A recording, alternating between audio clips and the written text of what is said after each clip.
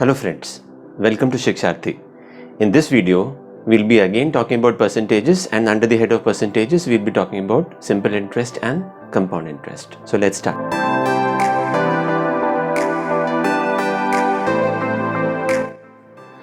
So as discussed earlier, we talked about dividing this session on, the discussion on simple interest and compound interest into two parts. We would say it at least two parts, because this being the second part now, and thereafter we would see how to take it forward. Okay, so by now you would have gone through this table that we talked about in the very first part, and thereafter we talked about few formulas. So here in this video we'll be basically focusing on the derivatives, what we are able to derive out of this table in terms of few formulas, right? Okay. In addition to that, we will talk about associating this topic with a topic like binomial theorem. So the moment I talk about binomial theorem, I am basically referring to Pascal's triangle. So you would see that there is a triangle, a kind of triangle that I have drawn here, though I have drawn only let's say two axes, wherein let's say this is the x-axis, let's say this is the z-axis, and the y-axis, a so-called y-axis, I have not drawn. But please try and relate this discussion with Pascal's triangle. Now when I say Pascal's triangle, I am starting off with 1, and then I am putting it as 1, 1, and then what does Pascal say? He said that the next here would be 1, this 1 comes down as it is, then 1 plus 1 gives us 2, and this 1 comes down as it is. Similarly, when I refer to this term, so you would see that Pascal's triangle basically refers to the earlier term. So when I say this is the earlier term, thereafter I'll talk about this term. So when I'm talking about this term, this 1 comes down as it is, 1 plus 2 makes it 3, 2 plus 1 makes it 3, and this 1 comes down. Similarly, now this will act as the principal term for the next term. So mark the words being used, principal term. And you know that only in compound interest and simple interest we talk about the principal amount of investment and the amount due thereafter. Okay, so for the next term, this becomes the principal term. So this 1 comes down as it is, 1 plus 3 makes it a 4, 3 plus 3 6, 3 plus 1 4, and this 1 comes down. So now observe this, this is the diagonal line that I have drawn. And please try and relate that this 1 is nothing but the principal amount due, the principal amount that was invested. And thereafter, when you're drawing parallel lines to this diagonal line that you have drawn, you will see that I have put a dot here. Now this dot symbolizes the decimal point. This dot, the dot which I have drawn on this diagonal, signifies or symbolizes the decimal point. Now after the decimal point, so this is the slot for the principal amount. Thereafter, from this slot we are talking about the interest part. So now when I say interest only after 1 year, so now this is time period being 0. This is the slot for the time period being 0. This is the slot for the time period being equal to, so let's say the time period being equal to 1. This is the slot for time period being equal to 0. Similarly, this is the slot. Thereafter, these are the slots for different time periods. So let us say this is 2 and so on. Okay. So now time period 0 means what? We are basically talking about the principal amount of investment. After 1 year, so now the interest, when there is only one change, we are basically referring to what? Simple interest. So in this slot, you will always get the simple interest only. Please try and relate.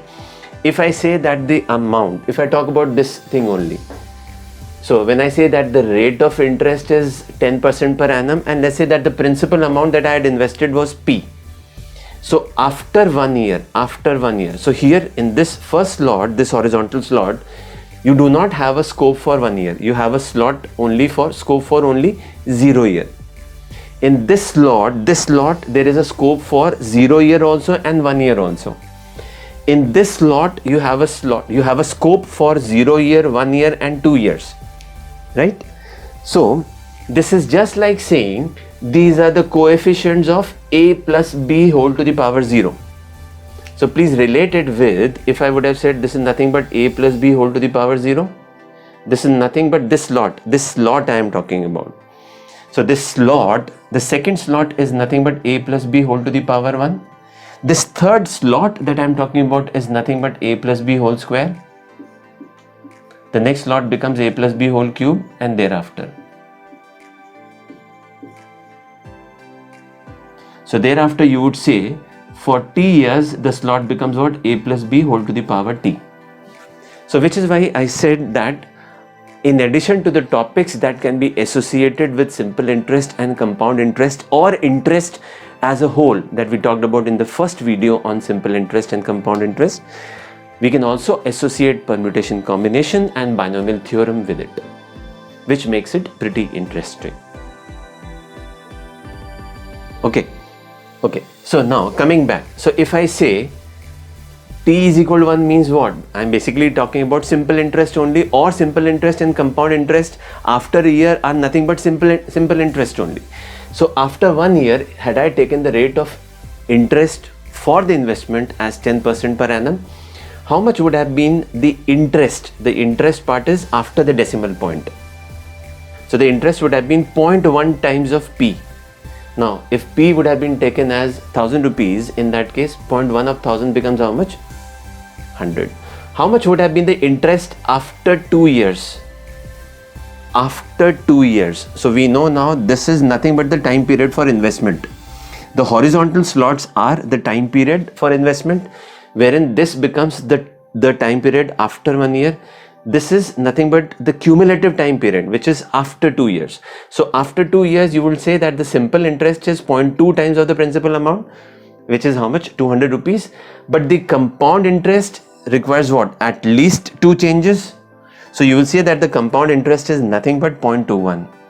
In this case, the compound interest is nothing but the simple interest only. Similarly, after 3 years, the compound interest becomes how much? 0.331 times of the principal amount, which should be how much? 0.331 times of 1000 rupees works out to be 331. Please add on these 3 columns and you get it as 331 rupees. So something very, very interesting. You can associate Pascal's triangle with the earlier discussions that I had already had with you. Now time to relate these formulas with whatever case study approach that we have taken here. Okay. So starting off with this we have already discussed. From here you can say that the interest after t years will be nothing but the amount after t years minus the principal amount. The principal amount for investment, which is nothing but taking p as common, this becomes 1 plus minus r by 100 to the power t minus 1. I said power t. I'm not talking about power t in various countries of the world. I'm not talking about power t. I'm talking about power, exponent. Okay. Now, point number 2 basically talks about, we talked about that compound interest. So on this side, we are talking about compound interest. On the other hand, we are talking about simple interest. So talking about the first point here. So first point here, can I say that if I divide the rate of investment into n parts, in that case, for compound interest, the interest changes. But for the simple interest, the formula still remains the same, because what you will do here is, you will divide the rate of interest by those many n parts in which the investment would have been divided, but at the same time, you would multiply those parts with the time period of investment. So thereafter, you would observe that this n cancels out and you would get the same formula. Now here, the simple interest after t years is nothing but p into r into t divided by 100. So we talked about in the first video that compound interest can be associated with geometric series. Geometric series means common ratio. So can I say the rate after 2 years or the rate only for the second year?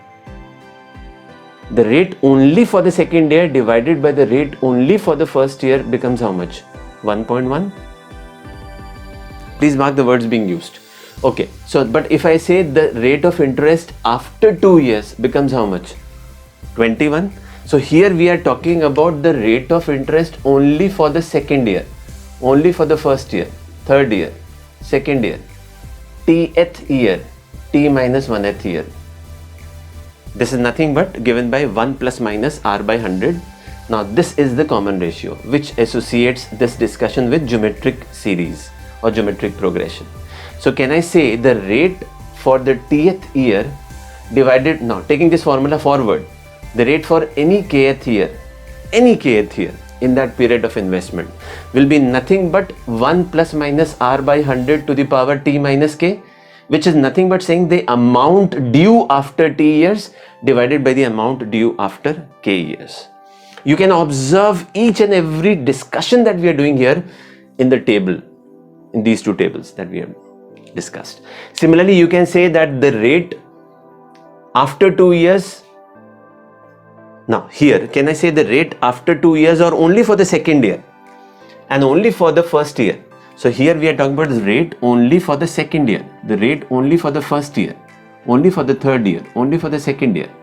This will always be the same. When we say same, that means it is a 0. Okay.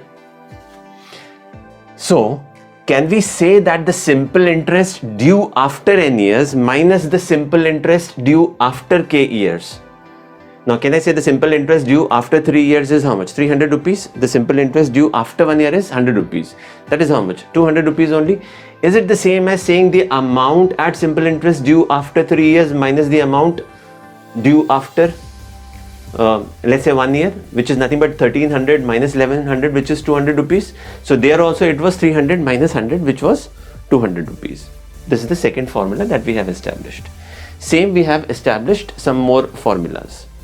So for example, the rate only for the second year minus the rate only for the first year divided by the rate for the first year. Does it give us a fractional change, rate of change? Yes. It does give us the fractional rate of change.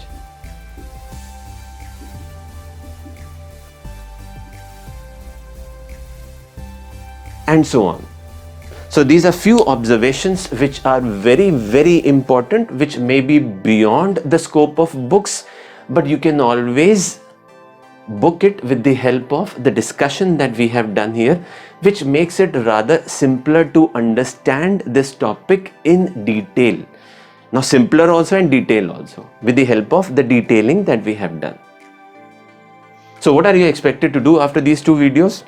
After which we will be going ahead with some more videos also, but what you are expected in the interim is complete the entire discussion on percentages. I mean, watch all the videos on percentages along with the videos that we have put for simple interest and compound interest.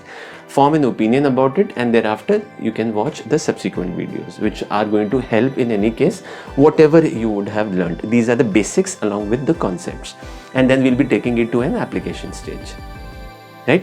If you feel that something knowledgeable has been discussed today, please give a thumbs up to this video and do not forget to subscribe to our channel. If you have already done so, please click on the bell icon and select all so that you start receiving updates from us regularly.